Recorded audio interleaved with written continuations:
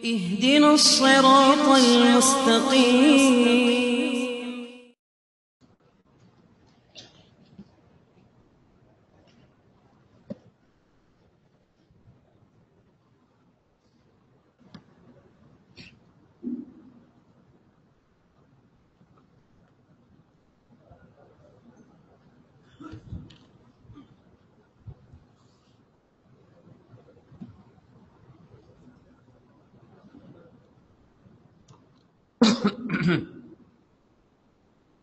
نحمده ونصلي ونسلم على رسوله الكريم وعلى آله وأصحابه أجمعين. أما بعد فأعوذ بالله من الشيطان الرجيم. بسم الله الرحمن الرحيم. إن الذين آمنوا والذين هادوا والنصارى والصابئين من آمن بالله واليوم الآخر وعمل صالحا فلهم أجرهم عند ربهم ولا خوف عليهم ولا هم يحزنون.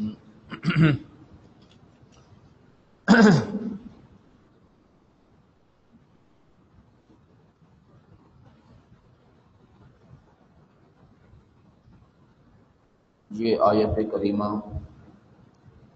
پہلے نو کا تتمہ ہے.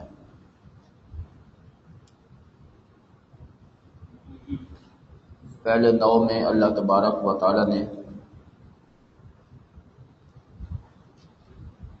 اپنے کچھ انعامات کا اور کچھ سزاؤں کا ذکر فرمایا،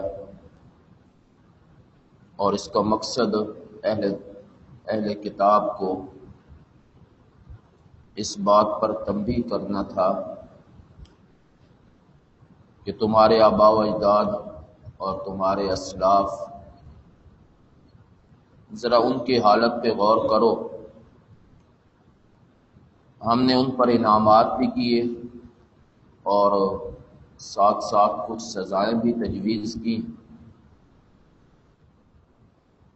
ان انعامات کو دیکھ کر اور ان سزاؤں کو سن کر تم عبرت حاصل کرو کہ یہ معاملات تمہارے ساتھ بھی پیش آ سکتے ہیں. جب اللہ نے اس نو کو مکمل کیا تو اب اللہ آخر میں ایک قانون اور ایک قاعدہ بیان کر رہے ہیں. اس میں اللہ تبارک و تعالی فرماتے ہیں ان الذین آمنوا، یقیناً وہ طبقہ اور وہ جماعت جن کا لقب اور جن کی شہرت اس لفظ کے ساتھ ہے الذین آمنوا، والذین ہادوا، اور وہ طبقہ جو یہودی کہلاتے ہیں، والنصارى، اور تیسرا طبقہ جو عیسائیوں کا ہے، والصابئین، اور چوتھا طبقہ جو اپنے آپ کو صابی کہتے ہیں.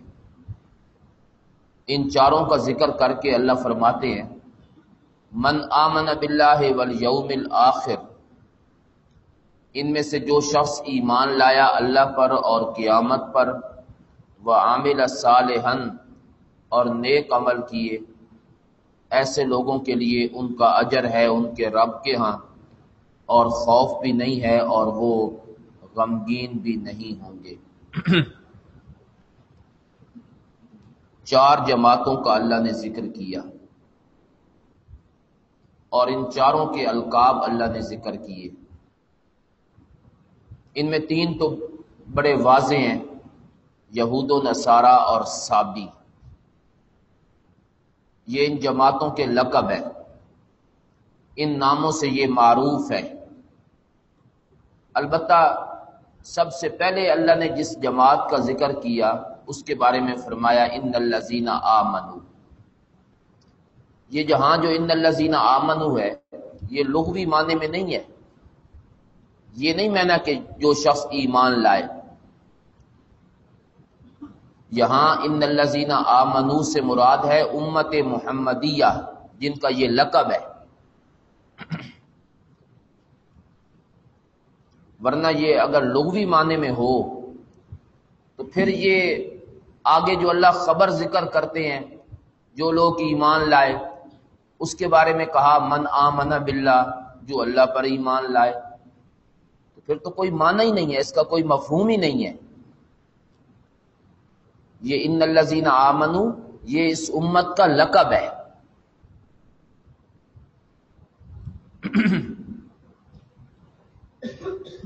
اور اس کے ساتھ اللہ نے 3 جماعتوں کو اور ذکر کیا، ہادو، النصارى اور السابئین۔ ہادو سے مراد ہے یہودی، اور نصارہ عیسائی، اور چوتھی جماعت ہے السابئین۔ یہ سابی کون ہے؟ تو ہمارے حضرت کی تحقیق یہ ہے کہ یہ حضرت ابراہیم علیہ السلام کو ماننے والے اور ان کی طرف اپنی نسبت کرنے والے، ملت ابراہیمی۔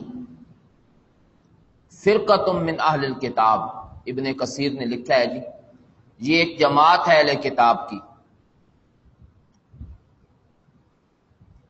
اور کچھ علماء کی رائے یہ ہے کہ یہ سابی جو ہے یہ سورج، چاند، ستاروں کی عبادت کرنے والے اور کسی آسمانی دین کی طرف ان کی نسبت نہیں، یہ بعض علماء کی رائے ہے۔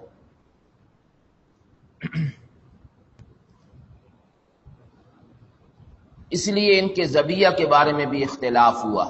آپ نے پڑھا ہے فقہ میں کہ کچھ لوگ ان کی ذبیحہ کے حلال ہونے کے قائل ہیں اور کچھ حرام ہونے کے قائل ہیں۔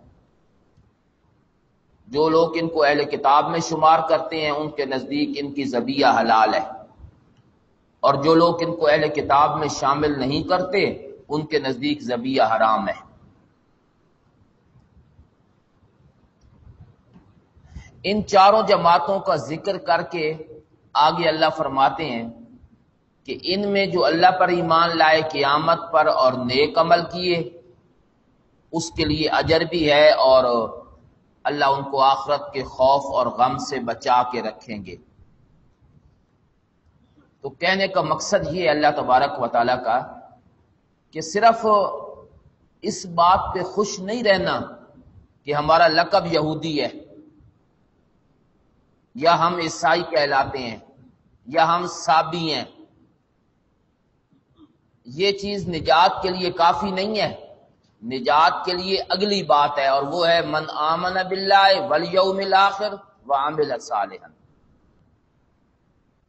کیونکہ یہود و نصارہ کا یہ نظریہ تھا وقالوا لن يدخل الجنۃ الا من كان هودا او نصارى، یہودی جائیں گے، عیسائی کہتے تھے عیسائی جائیں گے، اور کوئی بھی نہیں جائے گا جنت میں۔ اللہ نے فرمایا صرف عیسائی ہونا یا یہودی ہونا یا اس کی طرف نسبت یہ نجات کا دار و مدار ہے، غلط، ایسی کوئی بات نہیں۔ اور اللہ نے شروع پہلے سب سے پہلے امت محمدیہ سے کیا، ان الذین آمنوا۔ اسی طرح کلام کی جاتی ہے جب کسی اور کو کسی خاص مقصد کے لیے ذکر کرنا ہو تو پہلے لوگ اپنے آپ کو پیش کرتے ہیں، کہتے ہیں نا میرا باپ ہو یا کوئی کسی اور کا، میرا مولوی ہو یا کسی اور جماعت کا مولوی ہو، ہم اس وقت تک بات نہیں مانیں گے جب تک قرآن و حدیث کے مطابق نہ ہو۔ لوگ پہلے اپنا ذکر کرتے ہیں۔ تو اللہ تبارک و تعالی نے بھی سب سے پہلے امت محمدیہ کا ذکر کیا، ان الذین آمنوا۔ یہ امت یا اس کے علاوہ دیگر امتیں، نجات کا دار و مدار صرف نسبت پر نہیں ہے، اس کا دار و مدار ایمان، اعمال صالحہ پر ہے جی۔ ایسے لوگوں پر جو نیک عمل کرتے ہیں اور ایمان قبول کرتے ہیں، اللہ نے ان کے لیے اجر بھی مقرر کیا ہے، اور اللہ نے خوف اور غم سے بھی ان کو بچا کے رکھا ہوا ہے۔ یہ پہلے نو کا تتمہ ہے جی۔ اللہ نے پہلے 9 کو مکمل کیا اور فرمایا اے اہل کتاب اپنی نسبتوں پہ غرور نہیں کرنا بلکہ ایمان اور اعمال صالحہ کی فکر کرنی ہے۔ وَإِذْ أَخَذْنَا مِيثَاقَكُمْ، یہ نوع ثانی کا بیان جی، یہاں سے دوسرا نوع شروع ہو رہا ہے جی، اور اس نوع میں اہل کتاب کے آباء و اجداد کی 3 خباستوں کا ذکر۔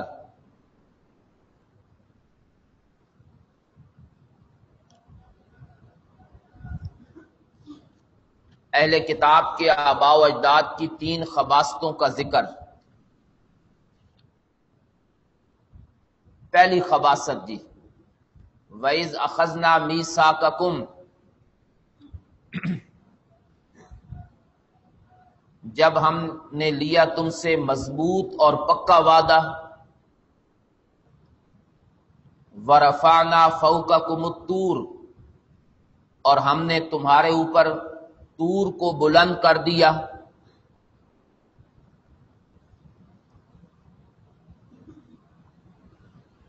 اور ہم نے کہا خذوا ما آتیناکم، یہ اس میثاق کی تشریح ہے جی۔ وہ میثاق کیا ہے اس کی وضاحت،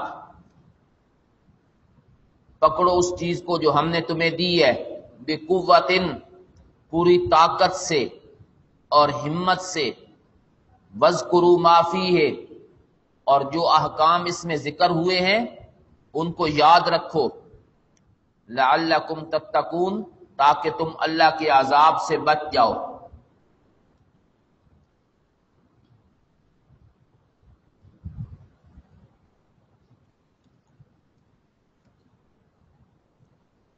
یہ تورات جب حضرت موسیٰ علیہ السلام کو عطا کی گئی اور اہل کتاب کو کہا گیا، یہودیوں کو، کہ اس کتاب کو مانو اور اس کتاب کے احکام کو قبول کرو، تو انہوں نے اس میں لیت و لعل کیا اور کتاب کے احکام ماننے میں پس و پیش کیا۔ اللہ تبارک و تعالی نے پہاڑ کو اٹھا کے ان کے سروں پہ مسلط کر دیا، زمین سے اٹھایا اور اس طرح کر دیا۔ اب اللہ نے کہا مانو ورنہ گراتے ہیں، تو کہتے ہیں سمینا، ہم نے سنا، مانتے ہیں خدا کے لیے پہاڑ پیچھے کرو جی، موت دکھائی گئی نا، کہتے ہیں مانتے ہیں پیچھے کرو پہاڑ۔ اللہ تبارک و تعالی نے پہاڑ پیچھے کر دیا، لیکن اس کے بعد کیا ہوا؟ ثم تولیتم من بعد ذلک، تم نے اس کے بعد تولیتم، اعراض کیا، منہ موڑا،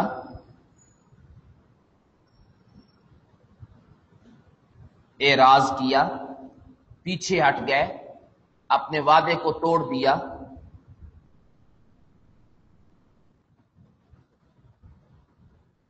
یہ اللہ نے اس قوم سے اپنی کتاب کے احکام منوانے کے لیے پہاڑ کو ان کے سروں پہ مسلط کر دیا۔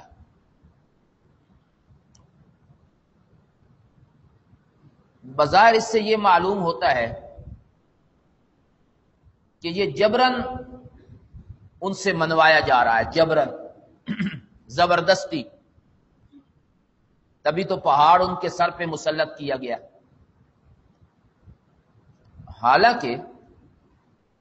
حالانکہ اللہ تبارک و تعالی نے انسان کو جو مکلف بنایا ہے احکام کا، اس میں جبر نہیں ہے۔ اللہ نے اختیار دیا انسان کو، مرضی سے مانے اور مرضی سے نہ مانے، اور جبر تو ویسے بھی ٹھیک نہیں، لا اکراہ فی الدین، دین میں جبر نہیں۔ تو یہاں اللہ نے ان کے سر پہ پہاڑ مسلط کر کے تورات کے احکام کو منوانے کا حکم کیوں دیا؟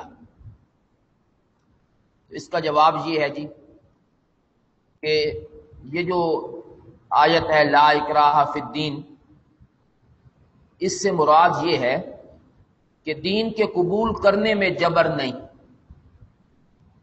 ابتدا میں زبردستی نہیں ہے، اپنی مرضی سے مانتا ہے، مانے نہیں مانتا نہ مانے۔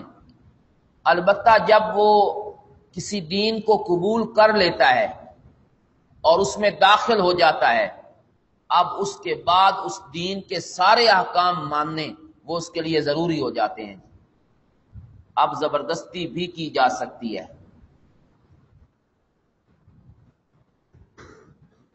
جیسے کوئی آدمی اسلام قبول کرنے کے بعد مرتد ہو جائے نعوذ باللہ، تو شروع میں تو یہ ہے کہ اسلام قبول کرے یا نہ کرے اس کا اختیار ہے، لیکن جب اسلام قبول کرنے کے بعد اعراض کرے گا، اب یا تو قتل کے لیے تیار ہو جائے، مرتد ہو گیا، یا اسلام کی طرف واپس آئے گی۔ اس کی مثال بالکل ایسے ہی ہے جیسے پولیس یا فوج، اس میں بھرتی ہونا، ابتدا میں کوئی جبر نہیں، کوئی جانا چاہتا ہے جائے، نہیں جانا چاہتا نہ جائے، لیکن ایک دفعہ جو فوج میں چلا گیا نا، اب اس کے بعد اس کے لیے فوج کے سارے احکام ماننے ضروری ہیں، اب وہ نہیں چھوڑیں گے، اب آپ خلاف ورزی کریں گے تو وہ جبر بھی کریں گے جی۔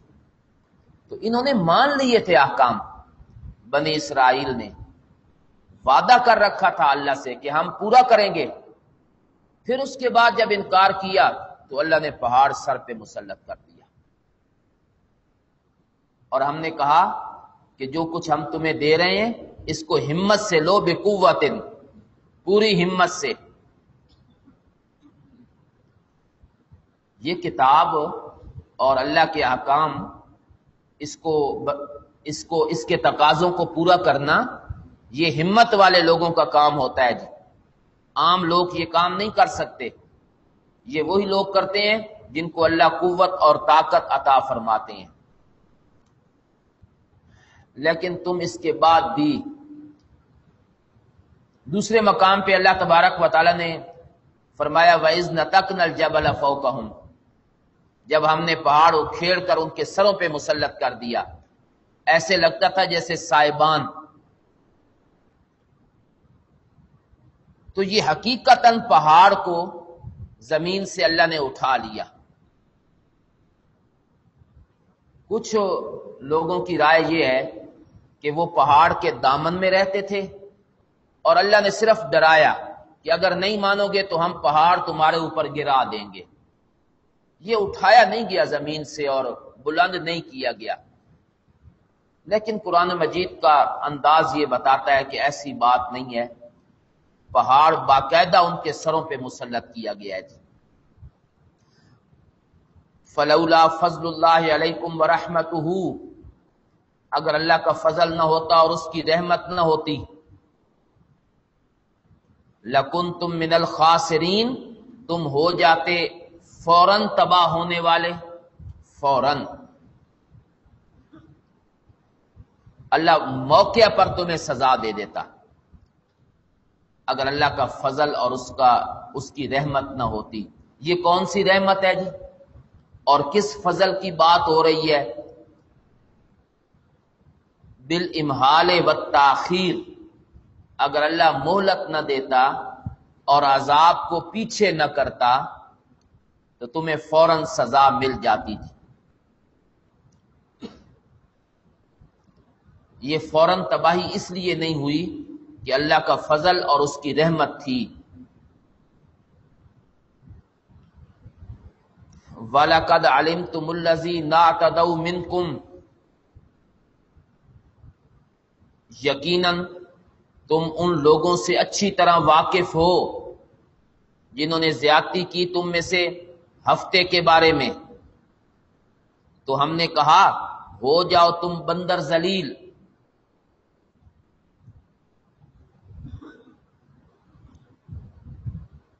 تم بڑے ہیلہ باز ہو۔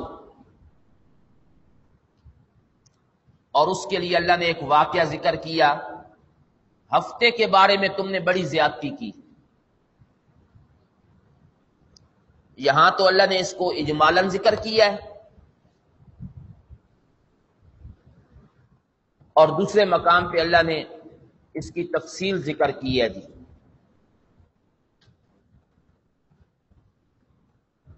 وَاسْأَلْهُمْ عَنِ الْقَرْيَةِ الَّتِي كَانَتْ حَاضِرَةَ الْبَحْرِ إِذْ يَعْدُونَ فِي السَّبْتِ.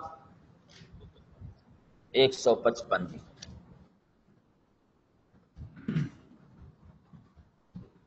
صفحہ نمبر 155 اور آیت نمبر 163.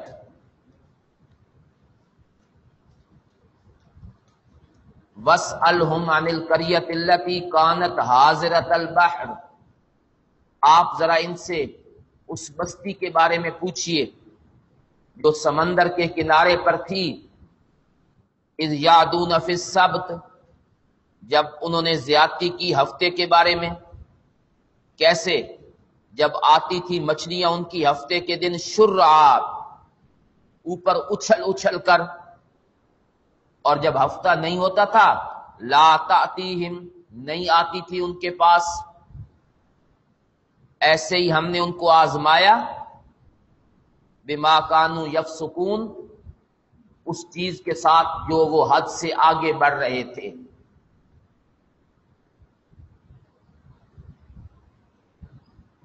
اللہ تبارک و تعالی نے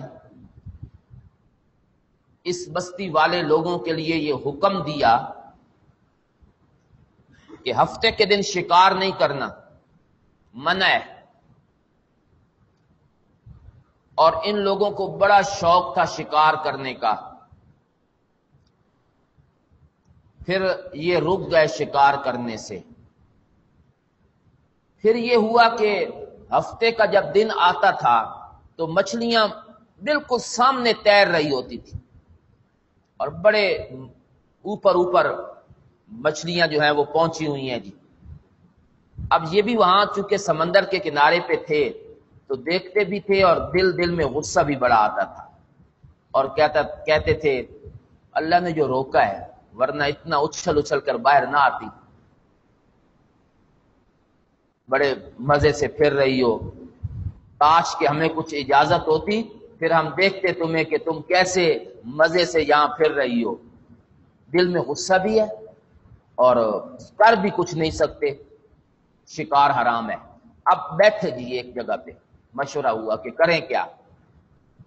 تو ان میں سے کچھ لوگوں کی رائے یہ ہوئی کہ ایسا کرتے ہیں، یہ جو سمندر ہے نا اس کے کنارے سے پر تھوڑی سی ایک گہری خالی جو ہے نا اور ایک راستہ پانی کا وہ کھودتے ہیں نیچے کر کے. اس سے کیا ہوگا؟ اس سے یہ ہوگا کہ جب وہ سمندر کے کنارے پر ہم ایک راستہ بنائیں گے، آگے ایک تالاب بنا لیں گے. ہفتے کا جب دن آئے گا نا تو یہاں سے پانی جو ہے نا وہ اس سمندر سے نکال کے اور اس تالاب میں بھیجنا شروع کر دیں گے. پانی جو ہے وہ ادھر منتقل ہوگا. جب پانی ادھر جائے گا تو ساتھ مچھلیاں بھی جائیں گی.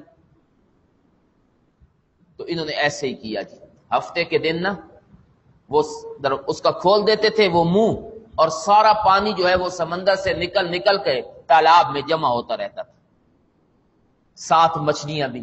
شام جب ہوتی تھی تو منہ بند کر دیتے تھے اس کا، اور اتوار کے دن سارا دن پھر وہ مچھلیوں کا شکار تالاب میں سے کیا کرتے تھے، سمندر میں سے نہیں، اور اتوار کے دن کرتے تھے. اللہ کے پیغمبر نے کہا یہ کام نہ کرو. کہتے تھے ہم تو ہفتے کے دن شکار کرتے ہیں، ہم تو اتوار کے دن کرتے ہیں. ممانعت تو ہفتے کے دن کی ہے. انہوں نے کہا یہ تمہارا ہیلا ہے، اللہ کے حکم کی خلاف ورزی ہے، یہ کام نہ کرو. کہنے لگے اچھا ایک دن پہلے ہفتے کو منع کیا، اب اتوار کو بھی منع کرتے ہیں ہمیں، اس کی تو کوئی ممانعت نہیں. یہ روش انہوں نے کچھ عرصہ اختیار کی. اب اس میں ایک جماعت تو وہ بنی جو انہیں نصیحت کرتی تھی کہ یہ کام نہ کرو. ایک جماعت خاموش رہی، بالکل چپ رہی. اور وہ جو خاموش جماعت تھی وہ دوسروں کو کہتی تھی ان کو کیوں نصیحت کرتے ہو، ایسی قوم کو جن کو اللہ نے عذاب میں مبتلا کرنا ہے، نصیحت کرنے کا کیا فائدہ ہے؟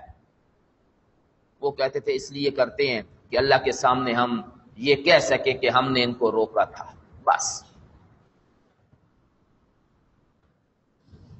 وہ مسلسل نافرمانی کرتے رہے، اللہ نے ان کی شکل ہی تبدیل کر دی تھی، اور اللہ نے فرمایا کونوا قردۃ خاسئین، بندر بن جاؤ ذلیل۔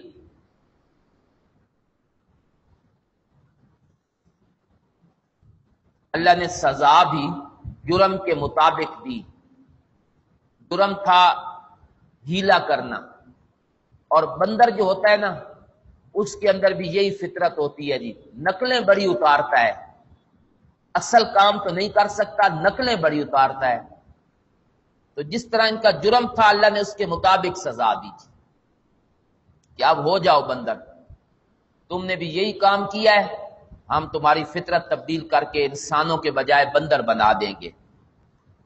چنانچہ یہ 3 دن تک بندر کی شکل میں موجود رہے، اس کے بعد صفایا کر دیا گیا اور اللہ نے ان کو دھرتی سے پاک کر دیا جی۔ فَجَعَلْنَاهَا نَكَالًا لِمَا بَيْنَ يَدَيْهَا، ہم نے بنا دیا اس واقعہ کو باعث عبرت، لما بین یدیہا، ان لوگوں کے لیے جو اس وقت موجود تھے، وما خلفہا، اور بعد میں آنے والوں کے لیے، وموعظۃ للمتقین، اور یہ نصیحت ہے ان لوگوں کے لیے المتقین، ایک معنی تو ہے جی عام معنی متقین کا، اللہ کے عذاب سے بچنے والے، دوسرا معنی ہے متقین کا یہ نصیحت ہے ان لوگوں کے لیے جو شکار سے بچتے تھے، المتقین شکار سے بچنے والے، اللہ نے ان کے لیے نصیحت بنا دی کہ وہ شکر کرنے لگے کہ شکر ہے کہ ہم اس کام میں ملوث نہیں ہوئے، شکر ہے کہ اللہ نے ہمیں بچا کے رکھا ہوا تھا، ورنہ آج ہم بھی اسی طرح ہو جاتے تھے۔ یہ ایک ہیلا کیا تھا اس قوم نے، ایک صرف ایک شکار کے بارے میں۔ آج ہمارے معاشرے میں دیکھیں، ایک نہیں کئی چیزوں میں لوگ ہیلا کر کے نا، جو اللہ کے واضح حرام چیزیں ہیں ان میں ہیلا کر کے ان کو جائز کرنے کی کوشش کر رہے ہیں۔ سود حرام ہے جی، اب اس میں ہیلا یہ ہے کہ ہم کوئی سود تھوڑا ہی لیتے ہیں، یہ تو نفع ہے، نفع، نام دیکھیں۔ بیمہ پالیسی حرام ہے، انشورنس حرام ہے، کوئی حرج نہیں جی، یہ تحفظ ہے جی، سرمایہ کا تحفظ، نام دیکھیں، تحفظ ہے سرمایہ کا۔ جوا حرام ہے، ہم کو جوا تھوڑا ہی کھیلتے ہیں جی، یہ پرچیاں اور یہ چیزیں، یہ جوا تھوڑا ہی ہے، یہ تو انعامات ہوتے ہیں، انعامات، نام بدلے، دیکھو نام کیسے بدل دیے، یہ انعام ہوتا ہے جی۔ ان نے صرف ایک کام میں ہیلا کیا تھا، شکار، اللہ نے بندر بنا کے رکھ دیا۔ یہاں ہر کام میں ہیلا ہے، لیکن سزا اللہ ذرا تاخیر سے دیتے ہیں، اور ویسے بھی اس امت کے ساتھ اللہ کا کچھ معاملہ الگ ہے جی باقیوں سے، ایسے نہیں کریں گے اللہ کے شکل بدل دیں، اجتماعی عذاب آ جائے، نہیں، اور طریقے ہوں گے ڈرانے کے، وقتاً فوقتاً زلزلے آ جاتے ہیں اور کوئی چھوٹے موٹی تنبیہات، لیکن اس طرح نہیں ہوگا جس طرح پہلی قوموں کے ساتھ ہوا ہے، ورنہ ہم پیچھے نہیں ہیں ان کے، شاید 2 قدم آگے ہوں۔ لَتَتَّبِعُنَّ سُنَنَ مَنْ كَانَ قَبْلَكُمْ، آپ نے فرمایا میری امت کے لوگ یہ پہلوں کے طریقوں پر چلیں گے، حِذْوَ النَّالِ بِالنَّالِ، جس طرح جوتی کے برابر ہوتی ہے۔ اس قصے کو ہم نے پچھلوں کے لیے نصیحت بنا دیا۔ وَإِذْ قَالَ مُوسَىٰ لِقَوْمِهِ، دوسری خباثت جی،